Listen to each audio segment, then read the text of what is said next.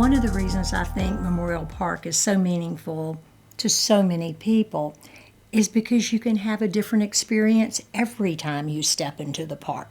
I think the park is a great communicator about not the glory of war, but the dignity of remembrance of sacrifice.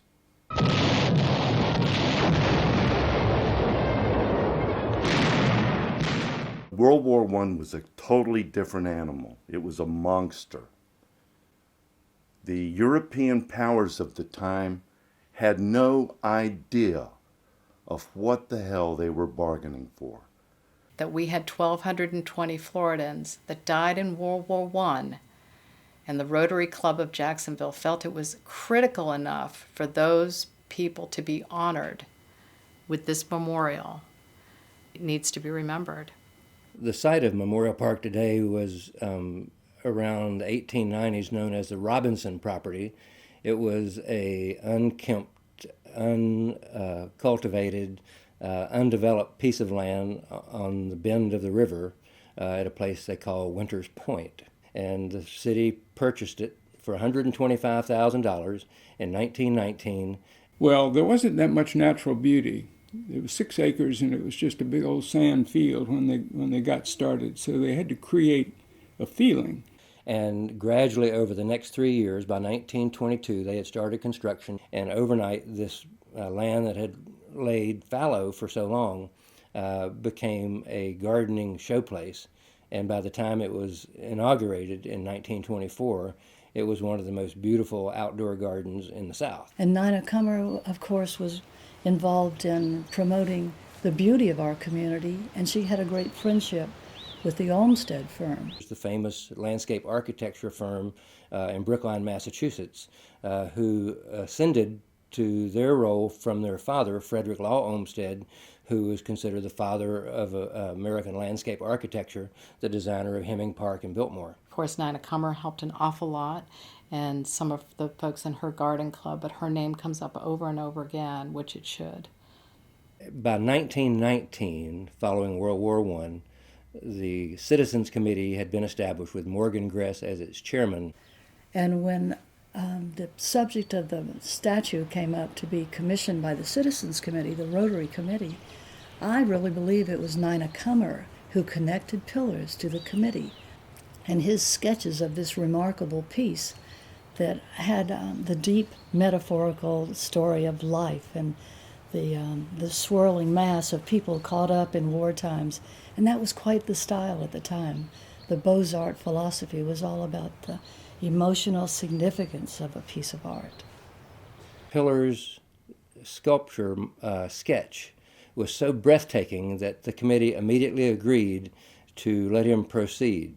What the commitment of the public to this park, and not just the commitment, but the enthusiasm that on Christmas Day, the hundreds and hundreds, if not thousands of people who left their homes and celebrated that grand statue life's unveiling.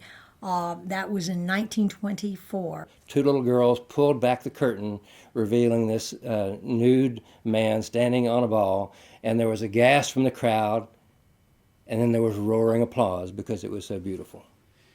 And it was a place where people would gather, and there'd be art festivals and flying kites and a place to walk your babies. And it was a hub, a central point for Riverside and Jacksonville. By the 1950s, people began to move away from older neighborhoods like Riverside and Springfield and moving out to the suburbs.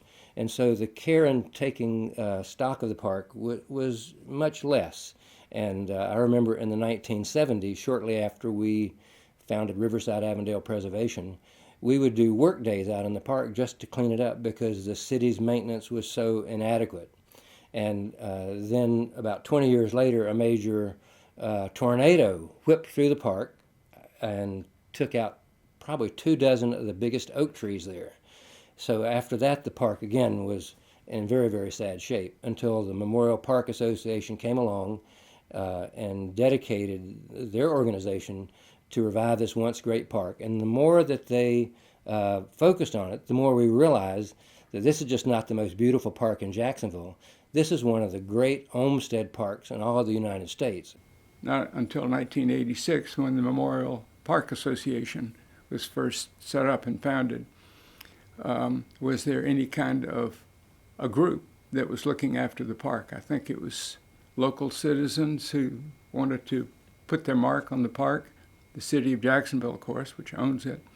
So you had a lot of individuals and a lot of points of view kind of messing with the Olmsted plan. She was a lovely, elegant woman who was a force of nature to be reckoned with, and she had the foresight to recruit all of the neighbors who lived in the surrounding condominiums to form the Memorial Park Association. Essentially, the master plan focused on restoration and rehabilitation of what the original plan was. Early on, they did a landscape plan for the park, which kind of fell by the wayside until they really got serious in more recent years to not only refurbish the park back to the original Olmsted Brothers design, but also to improve the condition of the fountain. It's been totally restored. The monument that rises above it, replacing the broken concrete on the balustrades, and also repair the broken sidewalks, which made it such a danger. And the final stage that's going on right now is they're renewing the irrigation system so that the park will remain green and lush the way the Olmsted Brothers originally envisioned. I think it's very important that the public be better educated, and I think that responsibility falls to us, the Memorial Park Association. Educated on who the Olmsted Brothers were, what their significance was, not only to this country, but to the city of Jacksonville with this park. This park has been hailed as the best, or among the best small parks done by the Olmsted Brothers in the whole country. I always look at the statue as being the centerpiece of the park.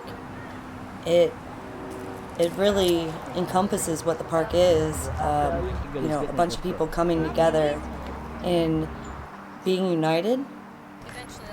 The angel is beautiful, and you meet a bunch of angels at the park. To have an Olmsted Park of any size in your city is just marvelous. It feels good to see that wonderful statue, the life statue, silhouetted against the sky. It's pretty striking every single time you see it. And then the process of walking up to it, the serial aspect of seeing it from a distance and then walking up to it and touching it and seeing the water swirling in the basin. That's pretty special. It doesn't get old for me. It does not get old. It has withstood the test of time. At my age, the park and the war remembrance is all about never losing sight of having a connection. Pardon me. With the past. World War I was only 100 years ago, and that the Americans who fought in World War I were the grandsons of veterans who fought in the war between the states. From the American entry into World War I to the end of the war between the states was only 52 years. It needs to be on the National Register of Historic Places and not remembered in a way that,